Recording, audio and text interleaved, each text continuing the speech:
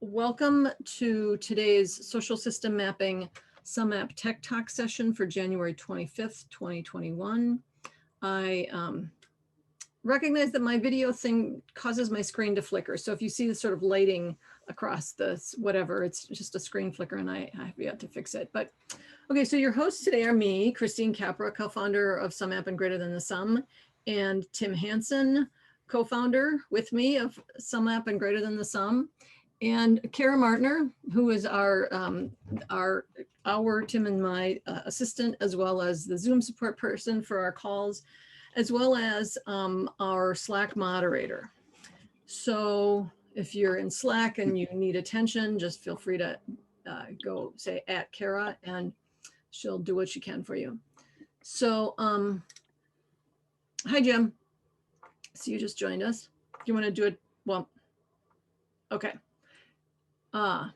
So for those of you who are new to this cycle of sessions, every month we have 3 community practice sessions. The first one is on the second Monday, which is always an on-ramp session. And the on-ramp is an introductory level session for brand new people who have never seen a social system map. It's also a really great place for people who are practitioners to see each other's maps and learn from each other and just to reconnect. So the next one coming up will be on February 8th, and I'm going to share the community practice map for our group. We had someone else signed up and had a last minute cancellation, so it's going to be me.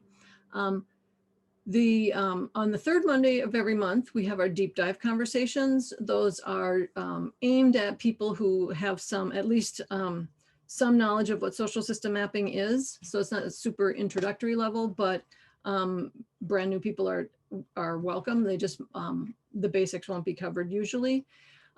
So the next one coming up will be on February 15th, which we'll be talking about applying the human systems dynamics tool, the difference matrix, to social system mapping. So it'll be sort of a sense-making, exploring kind of a conversation. And then today, the 4th Monday of this month, is our Tech Talk. And today we're going to, I'm going to preview some, those of you who know us know we've been sort of working on this revamping of our survey functionality. And I'm going to preview where we're at with that and show you some of the fun things you'll be able to do once that's rolled out. Okay, go to the next one. So for those of you who are new to this, there are a number of ways you can learn more about social system mapping or sumApp or Kumu.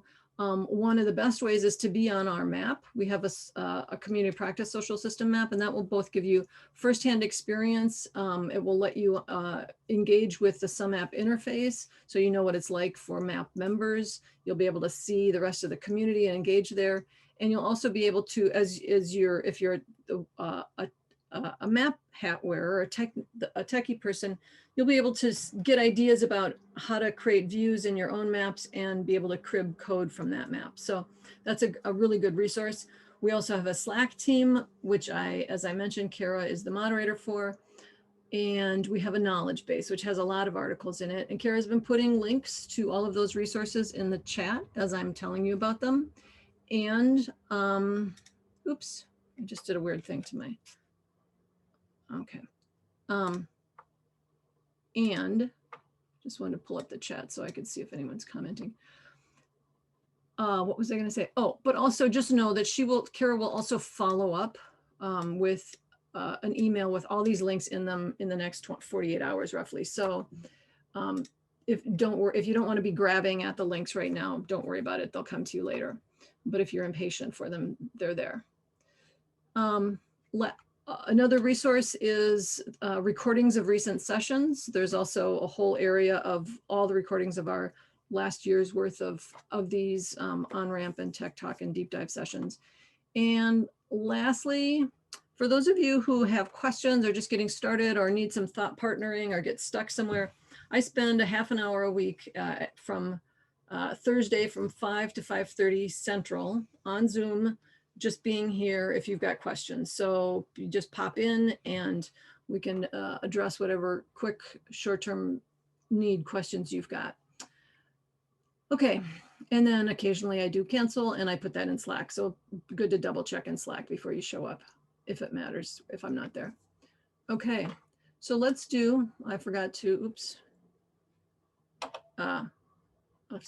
So today's agenda, we've just gone through the review. We're going to do some quick chat introductions. And I guess I didn't really finish editing this, this slide, sorry. But so the empty space is looking at the survey, then questions and answers. For those of you who aren't familiar with our format, what we do is we have the formal format, such as it is in terms of formality, is designed to go for an hour. At the top of the hour, we stop and say goodbye to whoever needs to jump off. But anybody who wants to stick around and have additional conversation, we stick around for an extra half hour of informal, just follow-up questions and answers, informal combo, whatever that is. So you'll be welcome to stick around if you want to do that. Okay, so for our chats, a couple questions I wanted to ask. One is the usual name, pronoun, location. So let's start with that. And since I started talking before everybody was fully in, I'm not even, okay. And this is an invitation, not a requirement by any means. Welcome Isabel from Ottawa, and Akiko from Sweden, and Tim from Minneapolis, and Emily from New Jersey.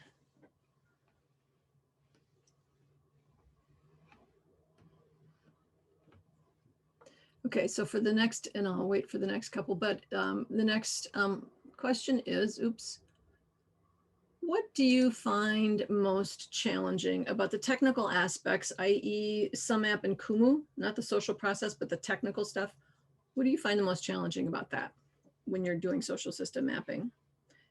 For those of you who have experience with that.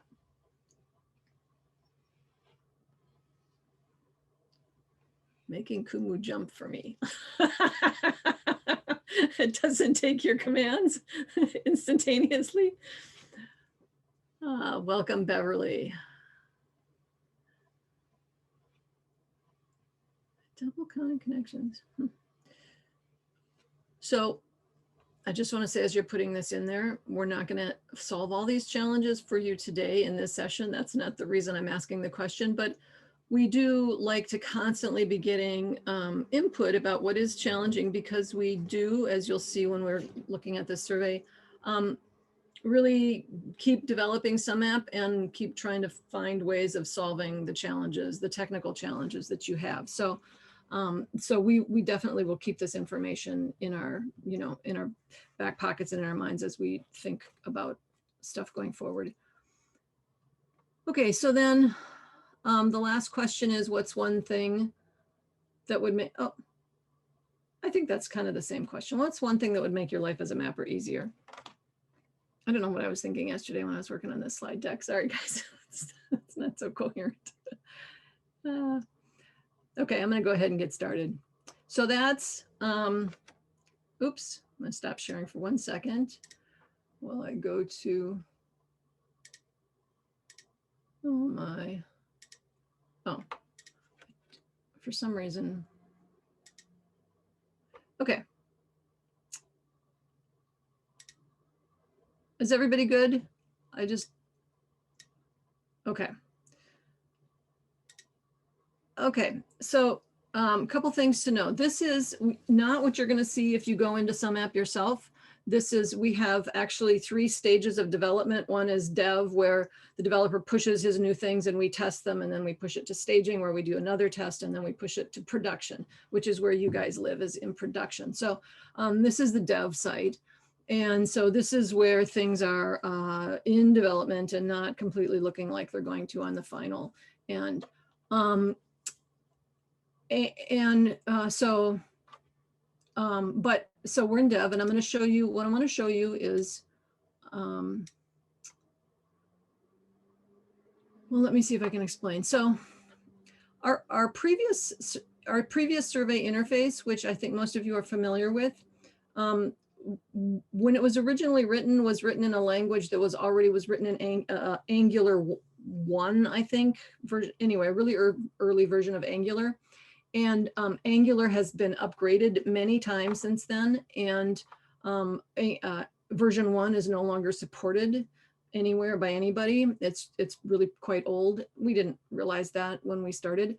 And so as we've wanted to make changes to the survey interface, our developer, Alex, is like, he doesn't want to learn Angular. It's not, he didn't build it in that language. It's a dead language in computer terms. So there's no reason for him to learn it. And it's really, really clunky and awkward and not intuitive for him. So it's like, well, that didn't make a whole lot of sense. So we spent some time researching. And so we're changing the underlying survey functionality, language and system so that we can then do a whole lot of more cool new things. So this is Angular, and I think you're all familiar with Angular, and I'm just going to show you, oops, looks like this in sumApp. And right now, so what we're gonna end up doing is this defined survey.js over here is going to be moved into just being called created survey. But for now, we go over here to test survey.js, and just to let you know, not everything you see on this page is going to be exactly the same when it comes to you, because we're still adjusting it. And it's actually a really fairly complex process to go for us to go from the old tool or the old interface to the new interface, because we can't just put out a new interface and then hook it up to the database. We have to actually configure it so that we can move your data that was generated in the old interface into the new interface so that everybody's data is still there and still editable in all these complex ways that we've made. So it's taken us some time, but we're getting really close. So, so this is the new interface. It doesn't look profoundly different right here. And one of the things that you won't see at first is this whole page thing. We will get to having pages so that you can separate your survey up into pagination. But right now the database, it doesn't work with paging. And our first goal is to get the front end acting exactly like Angular, and then move to making changes to the database so that we can accommodate new things. So that paging thing this paging concept here is going to disappear. But so here's the new survey. And it works. So this is just, I just created this new project this morning. So it just has the old default survey in it. And let me just, my notes. Just to know, this survey is not in the connection tiles yet. We will, once we get everything working through Angular, and then we remove Angular, and then we do some more cleaning up, then we'll move it to the connection surveys, or the connection tiles. But for now, the connection tiles are still in the old language, and that will be the case for a while. Okay, so just the overall interface, it works kind of similar to the old one. You just drag your questions around. Oh, for some reason today it's they're going to the bottom. And I can just tell I'm going to have one of those days when, okay. So you can just drag fields onto the canvas like you used to be able to do, and you can move them around each other. And so that's pretty similar, and there will be more of these eventually, but right now we had to limit it down to the kinds of fields we currently have in sumApp. And so if we go to now, some fun things already to note is that, so like I've got a checkbox list, and let's say we've been working with this checkbox list for a year, and we've got data in it, but we feel like, we really should have made that a radio button list, or it really should have been a drop-down list. In the old sumApp, you couldn't do that because you could export the data and redo it and import it, but it would be a big hassle. With our new survey, you could just go to here and say, oh, I want that to be a radio group, or, oh, I want that to be a drop-down. So right away, you've got this really easy way of changing the field type to be another similar kind of field type. Also, if you did just a text input, which is a short text field, and you want it to be a bigger text field, you can just change it to an X text area, and then we'll do that. So that's much easier than it used to be. I'm pretty sure you can only do that when you don't have data. I don't think you can turn a checkbox into a radio button when there's data in there. I've tested it, and it's going to happen. What does it do with multiple choices then? I'm not sure about that. Okay. Yeah, we'll figure that out. So just to reiterate, some of these, the finer tuned things, like we're doing testing at the level of data moving around and this thing functioning, and some of it we're still going to have to get to before we launch it. Okay, but so then you've got these questions, and as you hover over the questions, you can see that, you know, the little edit thing pop up. And so I'm going to show you fun stuff in the editor. So this is for multi-option kinds of questions. So obviously you can, now this first thing is something that I have wanted since we first built sumApp, which is, you know how you can have, Tim, do you want to show them the long, or do you want me to just go? I didn't pull up any maps. You're muted. Yeah, go ahead. No, you can jump. Yeah. Okay. So you know how when you build your survey, you might have to have a really, like, your question might have to be relatively long so that people understand it. Like, when you do X and Y, how does this turn out for you? Or, you know, in the context of blah, what are your favorite options, et cetera. So you've got this long question, and the actual meaning of the question is sort of like towards the words that tell you what the question means is sort of towards the end of the question. So you need to do that for people to understand the question when they're doing the survey. But then when that question header goes into Kumu, it's very hard. Like, you have a long side panel with these really long questions that are wrapping, and a person has to kind of read down and say, oh, this is about where do they work? Or, oh, this is about the issues that they're, but the question is long enough that it just sort of slows down comprehension. And also, like, the drop, when you put selectors on the Kumu map and they drop down, the word, the question itself is so long that you have to hover over it and wait for it to fill in the whole sentence. It's not easy to parse the really, so what's necessary for the human to understand as they're filling in the survey makes it hard to understand things in the map. So now what we can do is we could say, this is a very long question, blah, blah, blah, like that, right? The sumApp question could just be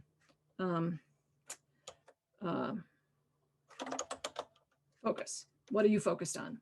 Or whatever. And then, so you can actually make a difference between what they see in sumApp and how you can work with it, the field name in Kumu. So that to me was like, yay, because I've wanted that since the beginning. And one reason is because our clients have said, oh, that's too long, can it be short? And we used to have this is one of the main reasons Tim would take sumApp data, put it into a Google Sheet, do a bunch of wrangling, and then feed it into Kumu. And one of the most frequent needs for wrangling was to shorten the names so that they were easier to work with in Kumu. And so this takes that big hassle out of the way. So that's exciting to me. Description still isn't working. I'm not sure. Imported is not a field that was there, and I think it won't be there when we're done. You can put a comment. So, or, you know, explanation for the long question, simple. And then, but you can also, this is also the case where the options themselves, like, let's say you have an option that's, you know, 8 words, and what you'd like is it to be somewhere in, and it needs to be 8 words in sumApp over here, you know, long here, and long option here, and it can be short option here. So you can do the same thing with options that you're doing with questions. I'm going to pause and say, please feel free to interrupt me if you have questions here. I'm just talking through it, and I'm starting to feel like I'm getting boring. So, Jim, yeah. Could you go ahead and just implement this so we can see what it looks like in the? Okay, hang on. Oh, I can't implement it in the map. No. Not, well, I meant just in the survey. But. Well, so it'll be, so let's hang on. Let me just see if I can. So this is what, okay, so. I think I got it here. Pardon me? I think it is what I expected. That. Okay, so let's just say, and this one is,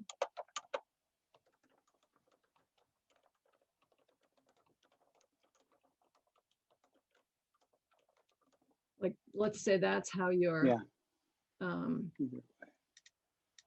so it's going to be long here, but when we export it, it's just Yeah. going to say health. Does that make sense? Yeah. Okay. So going back to editing, so your choices, other fun things about choices. So we can have that sumApp version, Kumu version. You can just copy and paste a list into here now, so you don't have to type every single option into the sumApp thing, which was really annoying. Also, you can just drag your options around in whatever order you want them. Let's say you've got 15 things and then you add 5 more and you don't want to be bothered with putting them in alphabetical order. You can just say you put them in order to the tool and it will put them in alphabetical order. So you can just add them at the end and sort it. You can, if you want there to be an other, it used to be, you'd have a list of what are your issues and then what other issue would your other option would be another text field. In this instance, you can just click on has other and then say, and then you can have what a placeholder in that as well. You can also put a show clear button so that on your, if people are checking things off and then they decide, oh, that's too much, they can just go ahead and clear it. They want to start over, they can clear it. And then, so that's what the choices, some other things, the layout, you'll be able to, if you don't check, if it's a small thing and you don't check start with a new line, it will put your questions side by side. So you have more control over how you fill the space. The title can be above or below the question set. So I'm going to move this to the bottom and apply it and see the focus went below, which doesn't really look all that great in this instance, but you can put it to the left and then your questions are to the right of it. So you have more control over the layout and then the same validation. You can also, let's say the validation is it's got to be a URL and you want to have text that says you didn't put in a URL or whatever, you can put that there. And then lastly, hang on, where did that go? Okay, some of these things shouldn't be here. So those will go away, but you can have your question. So let's say you've got a really long, a list of states, for instance, and it takes up a lot of real estate on your survey form. You can have it default to collapsed. We also have a survey preview here, so I'm going to go there just to show you. And in this instance, this question is now collapsed. And so if you uncollapse it, then they'll can go in and make their questions. So if you've got, some long lists that people, like that have been there for, a long time, and people probably aren't going to need to answer those questions because they already have, you could just collapse them so they can open it up if they want to, but they don't have to. It doesn't have to take up space and they don't need to scroll and scroll and scroll to get below it. Okay. Other fun things you can do, you can, once you've got a field, you can, well, that just will delete it. You can make, or you can show or hide the title. So if you don't like the title there, that's one thing. You can also duplicate the field. So let's say you've got your skills, it's a long list that you can offer. You can just duplicate it and then change the title, and then you have the same list for skills that you need. So you can do your offers and asks. You don't have to input those twice, create those twice. We won't talk about that right now. Oh, copy, paste, listen. I'm looking at my list of things to point out. Oh, you'll be able to, for instance, if you have pre-existing data that you load into the survey that you want to have on the map, you can hide that field from the survey. So let's say it's, who attended. So like Sarah at Reamp, she has a process of, for her map, the big events of the year or the small trainings, small intense trainings, she lists, she says in her survey which ones everybody attended. So when, she goes into 10 people and says, yep, these people came to this training, because she wants to cluster on those in the map and start to look at the you know, did new relationships come out of that?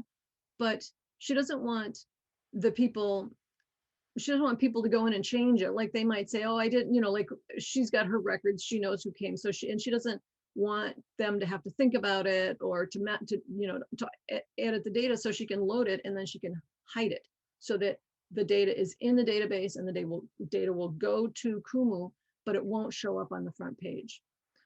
So that's, so you can hide fields, and then you can also have read-only fields. So here's another instance in the Human Systems Dynamics map. It's important to Glenda that we're accurate about what cohort people come from. And so since most people don't know what their cohort is, or they don't remember, it's not significant to them, it's just significant to Glenda. What we would do then is add their cohort numbers and make it not editable so that they can see, yeah, I'm in cohort 58, but they can't change it because she's the one that is the official determiner of that. So hidden fields, read-only fields, told you about the option list, about customizing the layout. Oh, a nice thing about the preview is you can, you'll be able to, so this is the preview, how it looks on a desktop, but you can also see what it looks like on an iPad. So that's how it would fit on an iPad, and you can see how it would fit on a, you know, on a Android phone. So this just is another way of, just another cool thing about the preview.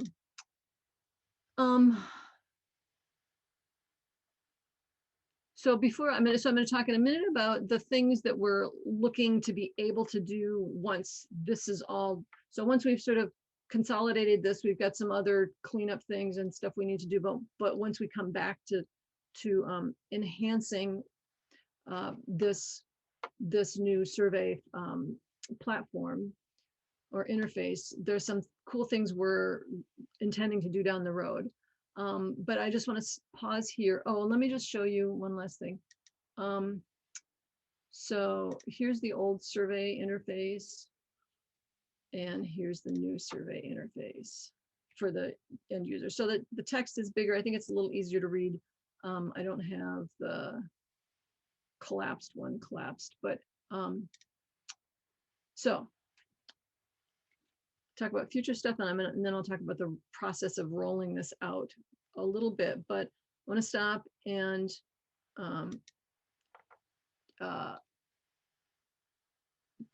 Emily, see you. Yeah, I just looked at chat.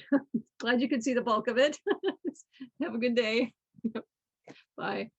And Tim, is there anything you think I've left out that I should comment on, or that you want to comment on? No, that covers a lot of it. Yeah. Okay. And any questions? I want to know when are you going to launch this new one?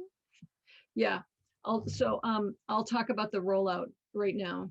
So first of all, we were partway through this, and then we got another project. So I don't know if some of you know Drew Mackey, who lives in Scotland and works with a lot of networks in the United Kingdom, and he wanted us to be able to output the data in a format that works with a tool that he likes to use, which is Graph Commons.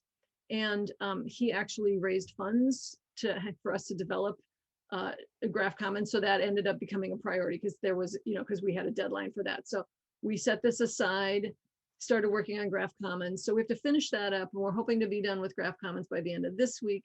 And then, another couple weeks of testing. So I would say a month at the most.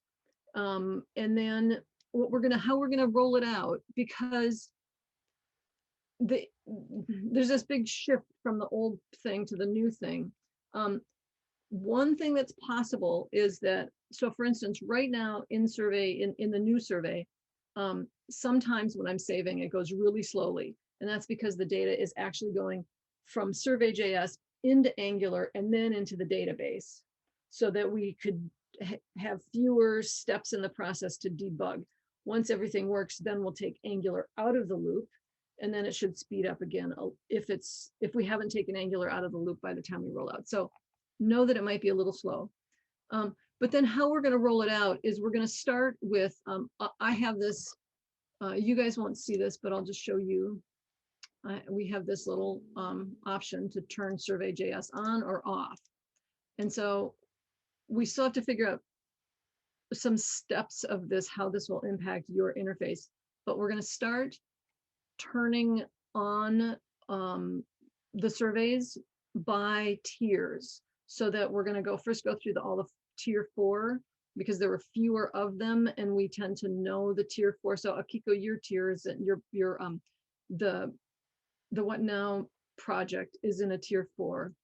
So we'll start with the tier 4s in part because there's fewer of them, and in part because we're generally more aware of those people, and so we can check in with you and see, is it, do you see anything weird, or like, will you check something for me? And then we'll go to tier 3 and then tier 2 and tier 1. But if you have an account that's in a lower tier and you're just really anxious to get in to the new one as soon as possible, let me know, because I can turn it on fine. I mean, I can just go in and say, oh, so-and-so, you've got a tier 1 here, I'm turning it on right now.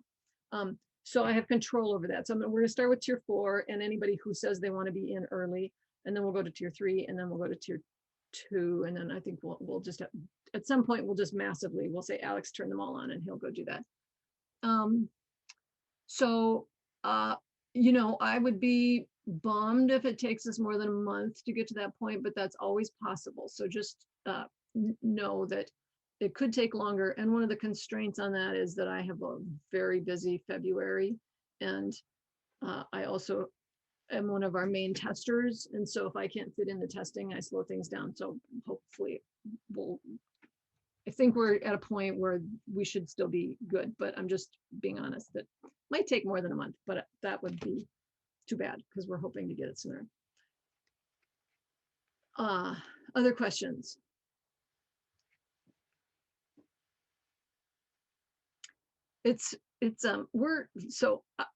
I can understand there's no questions.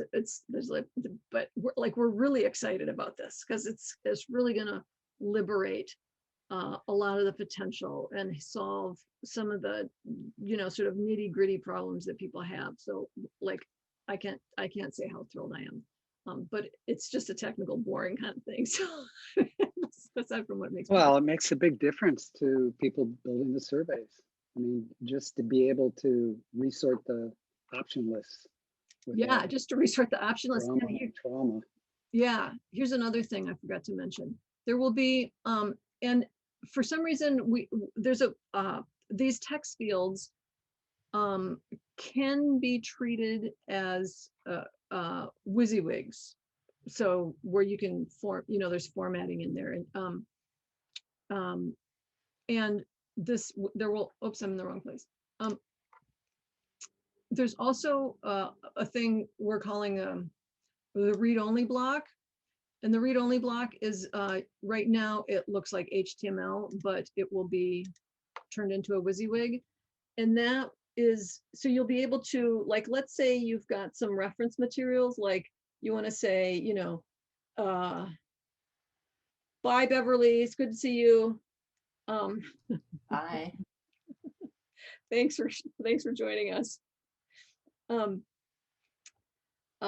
let's say you have some kind of framework, and you want people to say, somewhere they are in gifts of the heart or the hand or the heart, hand, or head, or what's your network weaver role, and that not everybody's going to know exactly what that is. You could put a link to a resource that explains that above the question, so that you're sort of teaching people about roles and then asking them what role they play. Or you probably even embed a video in there. Yeah, well. You could embed a video. So you might just have a little welcome video and explain what's going on or whatever. So you'll be able to put those into the survey, or just put a bunch more text at the top if you want to, or whatever.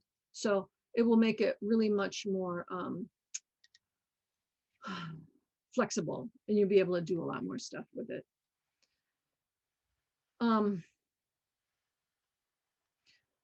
Other questions here? Should I jump into future development thoughts?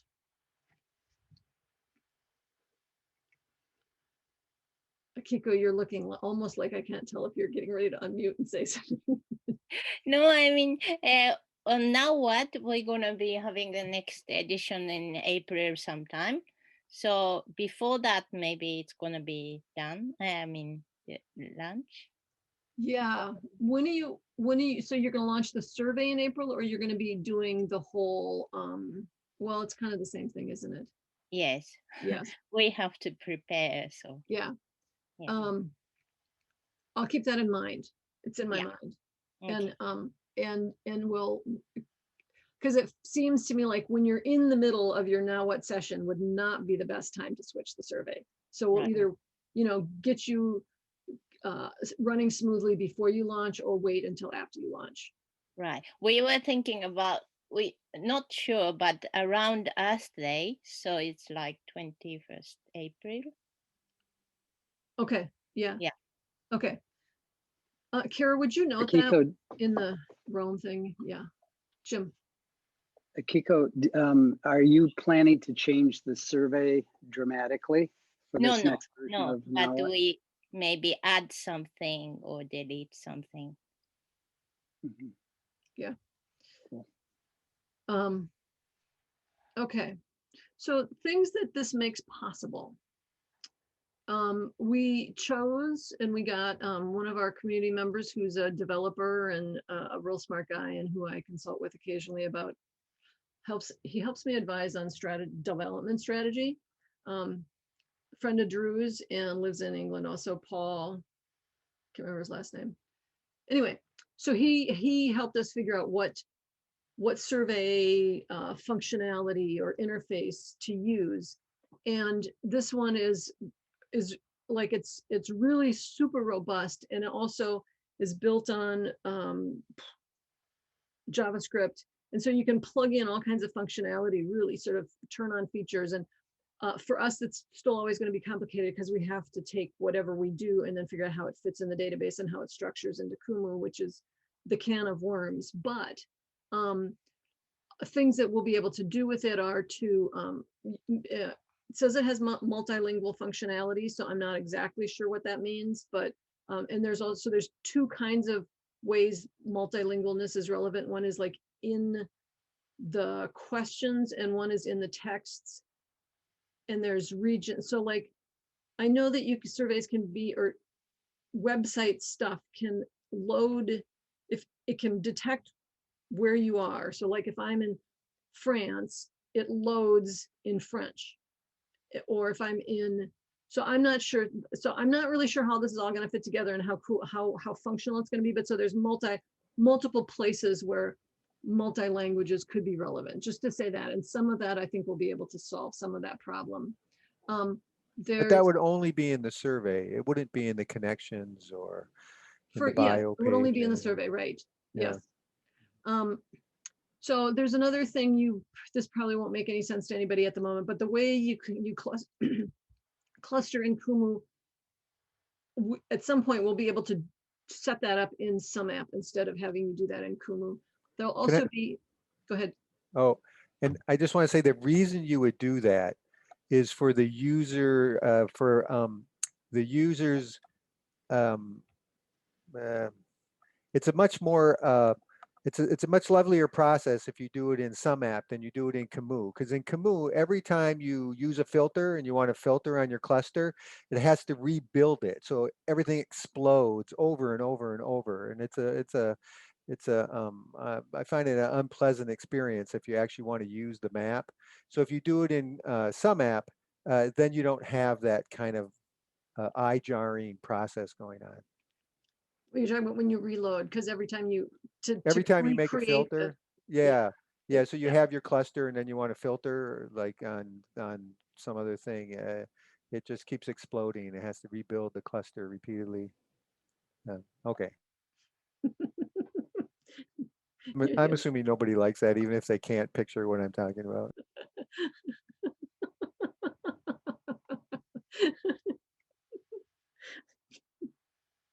Sorry, you made me start to laugh. Okay.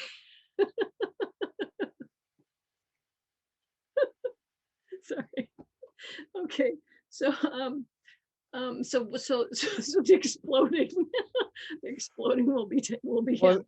also, if you have a lot of data that moves so slow, like, So we have anyways, molasses exploding. which yeah, it is. It's this, it makes the map really unusable. So this will make the map way more usable, in my humble opinion. Other things they'll be able to do are they'll be able to once we sort of figure this, we'll be able to turn on logic. So it will be like, let's say, are you a doctor? So then, like logic branching, it's called branching in sort of hardcore survey jargon, but it will be like, depending on your answer of this question, you'll see these questions or you'll see these questions. So you won't see all questions have to think, which ones am I supposed to answer? It'll just limit. So it'll be showing logic, which is if this, then that. We'll also have sections and pages. So you can have, different sections. You can be broken out into different sections or into different pages. So you can arrange your survey much more in a much more flexible way that is easier for people to parse. There'll be dynamic sections. So let's say you want to ask something like, what's a network that you're part of and your role in the network? And so it's like two things that go together, and you want people to be able to answer those two questions for X number of networks. Right now you'd have to say role network and role, and then network. You'd have to guess. You'd have to say, I'm going to put it in 10 times so they can answer this question as many as 10 times. But then most of them are never going to get answered, and it looks really stupid. This way they can answer it once, and then they can just say, I got another one, and then they can add that, so it can repeat the content as many times as necessary. And there are contexts where people have asked for that, and I wanted to use that, and we didn't have that. So this will make that really cool. There'll be, like another kind of a ranking question, so that right now it's like there's these 3 ranks, but you can different ways of formatting. And autocomplete. So if you've got a drop down of 50 states, you can start, you can just type your M for Minnesota and it will find it and give you the options of which ones to autocomplete. So I have a question. Yeah. Right now, if in Angular, if you want to do questions, with a Likert scale over and over and over, would that be difficult to do? And would this JS be any easier? So, rate this thing 1 to 5, rate this thing 1 to 5, rate this thing 1 to 5. Yeah. So that could be, yes, it will make it absolutely, there will be a number of ways of approaching that, depending on where we're at in our development process. And also, but right away, well, right now it's really hard, and it will get easier. How about that? It's really hard in Angular, the current. I can't quite visualize what you would do, whether that would be a simple question. Can you give more, Yeah, just like, do you like the color blue? How much do you like the color blue? Scale 1 to 5. Mm-hmm. Right. And then you're saying, and the color red, and the color green, and the color yellow. Yeah, a whole set of questions using a Likert scale. Yeah. Yeah, Angular or the Survey.js actually has a ranking question like that, like rank this 1 to 5 or 1 to 10 or whatever. If that. So right now in Angular, I'm sorry. Right now in Angular, you would just have radio buttons. Yeah, and you'd have to ask each one, like red 1 to 5, green 1 to 5. Which would work, but it just be. Pardon me? Yeah. Which would work, but it would. Yeah. It's tedious. It's space consuming. It's ugly. It's not nice. Yes. Yeah, that's a problem that would be solved. Yeah. Wait, are you asking about like a matrix question? Is that what Jim is asking about? Well, that's implied in, that's one of the. No, I was just sort of, I was thinking from an academic perspective. Sociologists use Likert scales a lot, just, rate this. And I just wondered whether that would make it easier and more attractive to people that were doing, from coming from that part of the world. Yeah. But it doesn't seem like it's, I mean, you could still accomplish it today. It's Yeah, just, you can still accomplish Christine it. said it's ugly. Yeah. And so right away it will, well, sooner rather, it will be less ugly pretty soon. And then we have thoughts about, like when we first started, I did not want to have matrix questions because I'm like, those aren't really relevant to a network context. But I mean, but I've actually, depending on how you handle the output structure, the structure of the output, there's some really cool things you could do with it, with a matrix. So, but we'd have to make it optional, like, okay, here's my matrix and either do this with it or do that with it. So that's going to take a lot of data, a lot of wrangling, thinking and programming. And it's not high on the list, but it will be cool when we can get to that point. And so that's one of the things I'm hearing in your question is that, which doesn't mean anything to you because it's just like moving abstractions in my head and that's all it means at the moment. So, I got what I needed on that question. sorry. No. No, that's anybody other questions?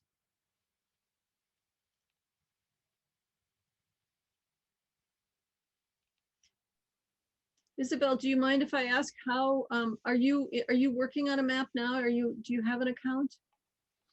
And I am, but I'm new, so I'm ramping up on using the technology, and also like right now we're working on survey questions, and this is going to seem like a ridiculous question, but we're mapping the childcare support system statewide, and we want to see where some of the connections are, but it feels like, how do you ask someone in a survey, like either what organizations did you connect with, or like what people did you connect with, in a way where you're not going to get like typos and so it's a newbie question, I know.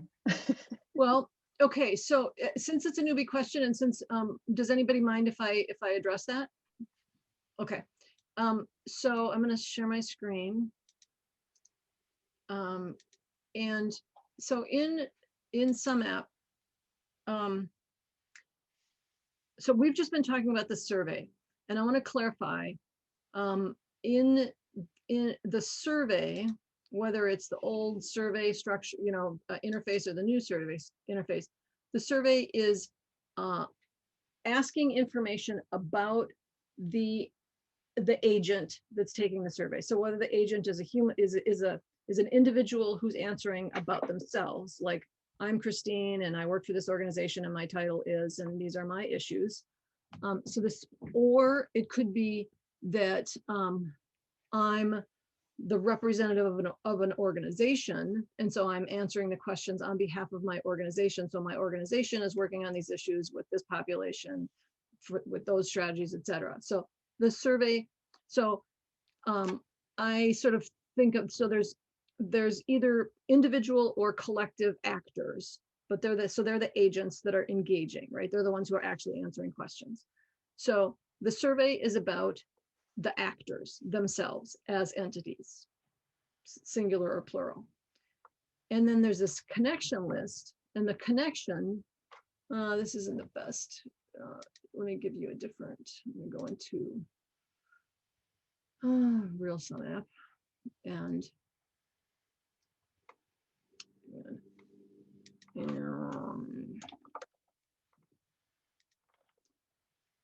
so in sumApp, you'll have a member list. So these are all the members, these are all the persons who are in, this is a network of persons, and so these are all the persons who are in this map. And if I, hang on, I'm gonna open my own.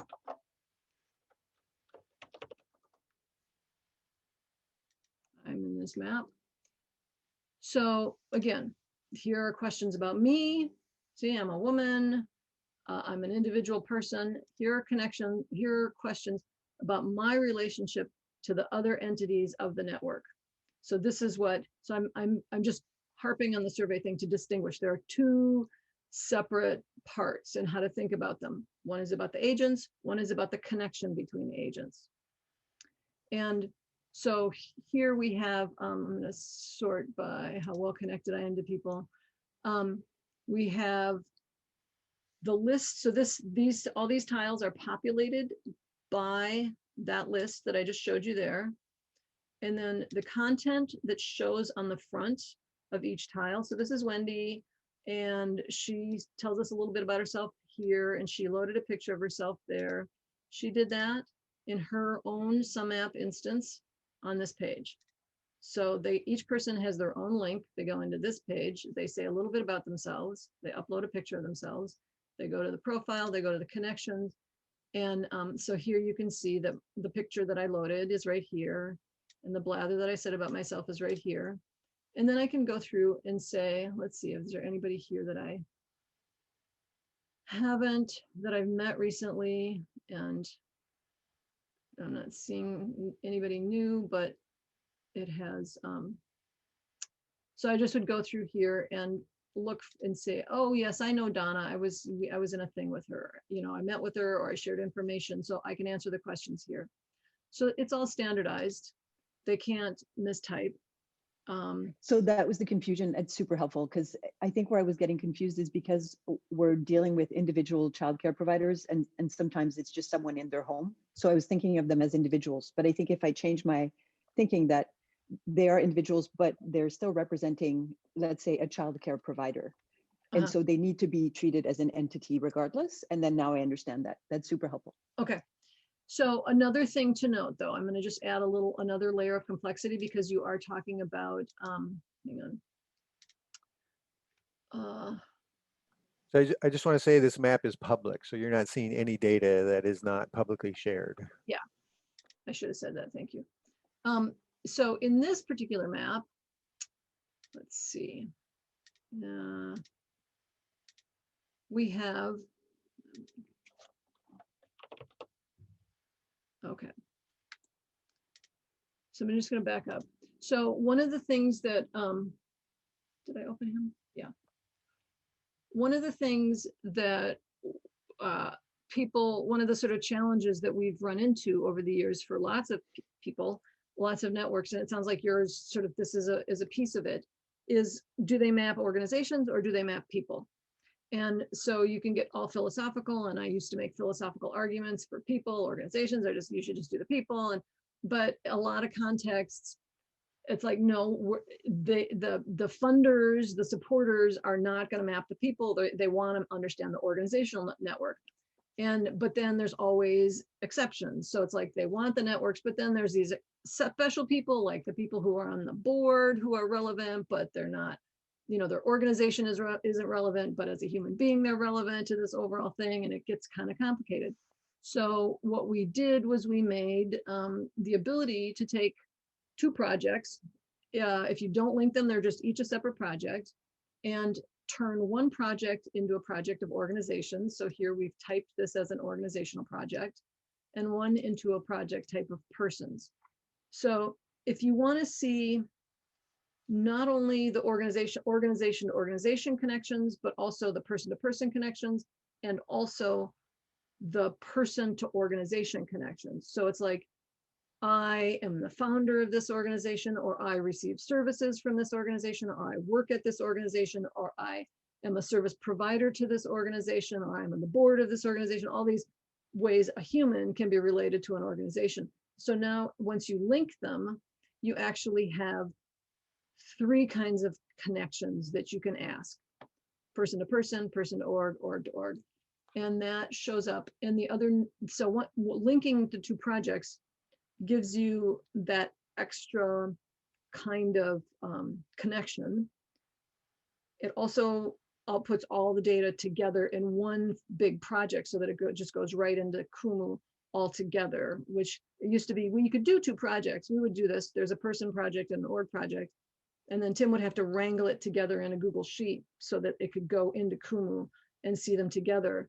But what we would have is a network of orgs, a network of persons, and no org to people relationships, because there wasn't a way to get at that. And so they look totally like separate things. So they'll go into Kumu, giving you that overlap of the two networks. And then the other thing that's nice about, if you link the two projects in sumApp, then anybody who is representing an organization, so they're representing themselves, like I'm answering for me, but then I'm also answering for my organization or my group or my team, or in this instance, my work stream. I have one link that takes me to both surveys. So we used to have a situation where we would make two projects so that, you know, we're asking about the people relationships and the people network, but we're also asking about the organization network. But then the people who represented organizations would get two surveys and they have two links and they'd get totally confused. And it was just made a big mess of, like, the data would just get all, be like, oh my God, they answered all these, like, oh, we'd just be like, what to do with all this data that wasn't in the appropriate place.